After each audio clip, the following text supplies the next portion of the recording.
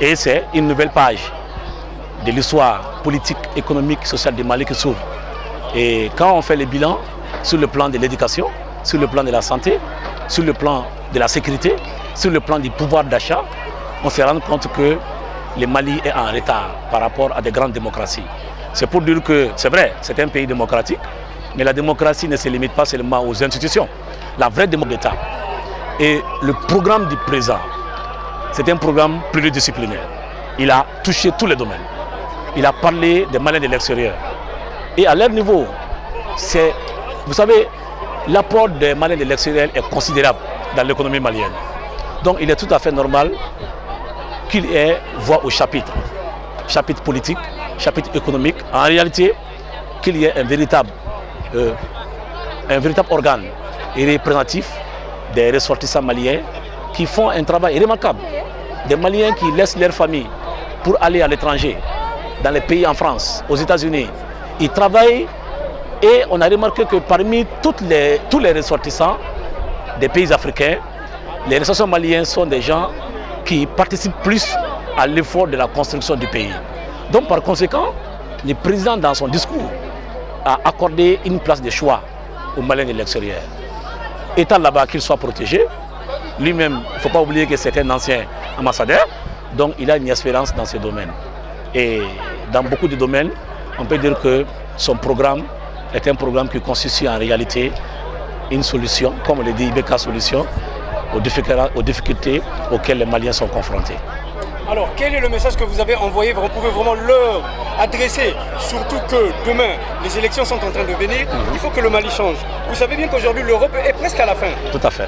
Nous disons que peut-être il y aura un jour ce qu'on appelle le retour. Un retour, ça se prépare. Oui. Alors, quel est le message vraiment que vous avez vraiment donné à nos compatriotes qui sont à l'extérieur? Oui, comme vous avez dit, surtout les Ségassois, je suis particulièrement interpellé par le message ségassois. Vous savez, Ségasso est une région très importante sur le plan démographique. C'est à peu près 2 millions d'habitants, sur le plan économique et sur le plan même géographique. Ségasso est une région frontalière avec la Guinée, avec la Côte d'Ivoire, avec le Burkina. Donc, les ressortissants ségassois qui se trouvent à l'extérieur du Mali, il faut qu'ils comprennent que cette élection, c'est un grand rendez-vous. Et étant là-bas, ils doivent faire tout pour mettre en place une coalition des Ségassois et voir à ce niveau quels sont des Ségassois qui sont inscrits sur les listes électorales, au niveau des ambassades, au niveau des consuls, pour rapidement s'organiser et participer à cette élection. Pourquoi? Parce que nous avons besoin d'un président. Élire un président aujourd'hui, c'est élire quelqu'un qui s'occupe du pays sur le plan intérieur, mais qui s'occupe du pays sur le plan extérieur. Il faut renforcer nos représentations au niveau des consulats, au niveau des ambassades. Et comme j'ai dit, déjà, ceux qui sont à Paris, à l'étranger, et ressortissants de Ségasso, il faut un travail remarquable. Mais il ne faut pas qu'ils restent en marge des élections présidentielles.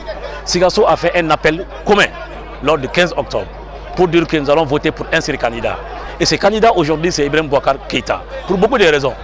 Vous savez, Ibrahim Boubacar Keïta, c'est quelqu'un qui est de Ségasso, si on peut parler comme ça. Donc, par conséquent, on ne peut pas comprendre que les Ségassois restent en marge, n'est-ce pas, de ce vent qui se lève et qui a commencé à lever déjà. Donc, je lance un appel à mes frères, à mes parents, à mes soeurs, à mes cousins, à mes tontons, tous ceux qui sont au niveau de Paris, au niveau des États-Unis, au niveau de tous les pays étrangers, qui aiment leur pays, qu'aujourd'hui l'heure est venue pour qu'ils montrent leur amour et leur attachement au terroir. Et aujourd'hui, le candidat qui a un programme lié au respect et à la révalorisation des valeurs ancestrales, c'est Ibrahim Boubacar Keïta. Donc je lance un appel pressant pour qu'ils apportent leur contribution morale, leur contribution physique, leur contribution politique, leur contribution intellectuelle, afin que le Mali, parce que quand je dis Ségasso, c'est le Mali, que le Mali soit un pays prospère. Je vous remercie.